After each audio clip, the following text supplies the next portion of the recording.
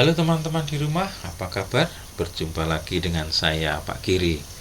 Nah, teman-teman di rumah, kali ini kita akan belajar tentang bagaimana proses terjadinya sebuah atom bermuatan atau benda bermuatan. Baik, kita akan mulai. Berangkat dari sebuah benda, teman-teman, bahwa benda itu memiliki ukuran yang terkecil. Jadi ukuran terkecil dari sebuah benda itu namanya materi. Nah, lalu setelah materi yang lebih kecil dari sebuah materi namanya molekul. Lalu bagian terkecil dari molekul namanya atom. Maka inilah bagian terkecil dari sebuah benda. Nah, berangkat dari sebuah atom inilah, mari kita lihat bagaimana sebuah benda akan bermuatan. Kita perhatikan di sini, teman-teman, bahwa struktur sebuah atom seperti ini. Jadi ketika kita mengingat kembali bahwa atom itu terdiri dari sebuah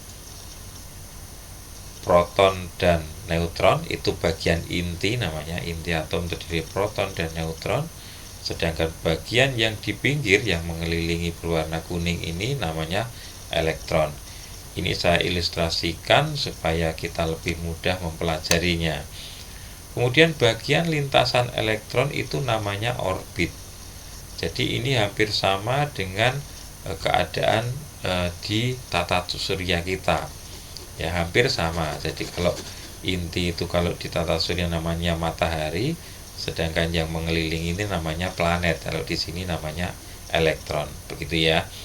Lalu elektron ini bermuatan negatif. Sedangkan neutron itu netral dan proton adalah positif.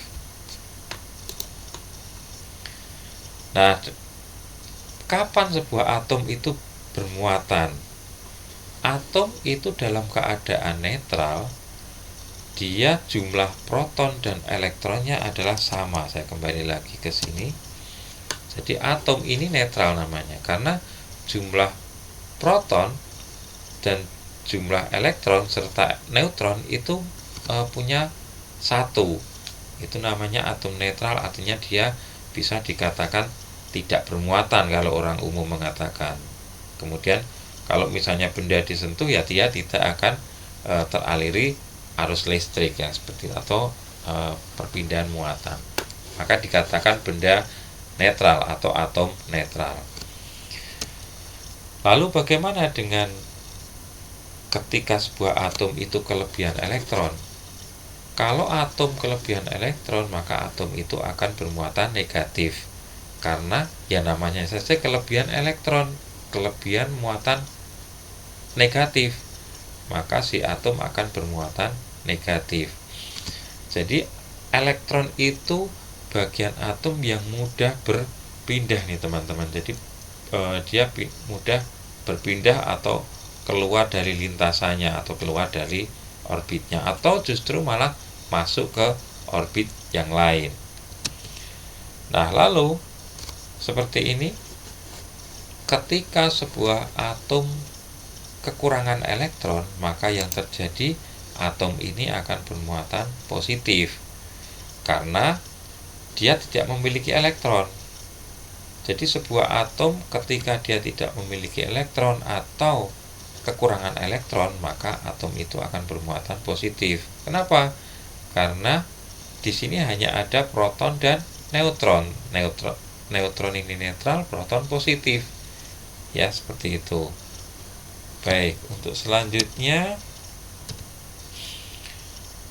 nah, ini ada beberapa pertanyaan. Apa yang terjadi jika atom kekurangan elektron? Jawabannya apa teman-teman di rumah? Betul, kalian. Jadi jika atom kekurangan elektron, maka yang terjadi atom akan bermuatan positif. Nah, untuk selanjutnya, apa yang terjadi jika benda bermuatan elektron atau kelebihan elektron? Kalau kelebihan elektron, maka si benda itu akan bermuatan negatif. Nah, dari sini ada perbedaan, ini atom, ini benda. Jadi hampir sama ya.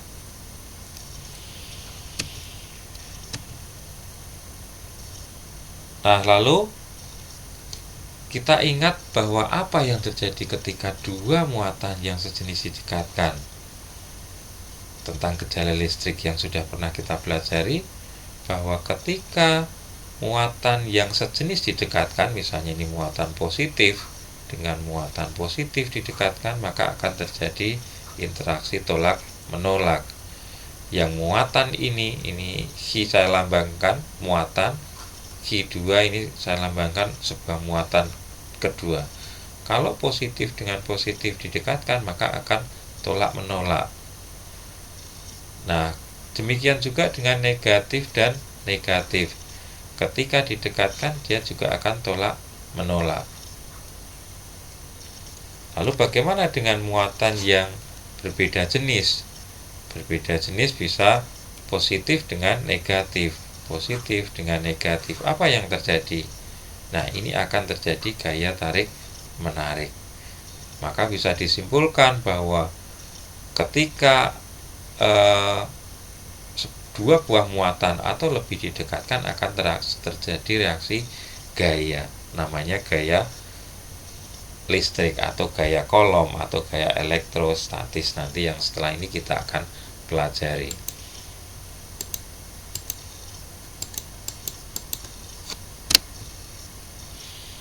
Nah, teman-teman di rumah, ini akan ada sedikit gambaran contoh soal. Perhatikan pernyataan berikut, muatan A tarik menarik dengan B dan tolak menolak dengan C. Apabila D bermuatan negatif dan tarik menarik dengan A, muatan apakah C itu? Nah, seperti ini muatannya. Jadi gambarannya seperti ini. D adalah bermuatan negatif, teman-teman. Yuk kita kerjakan bareng-bareng. D bermuatan negatif. Lalu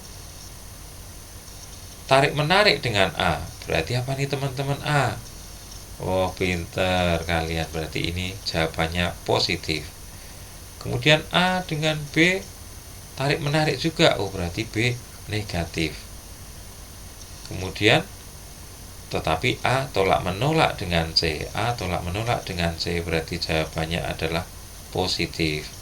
Maka muatan C adalah positif.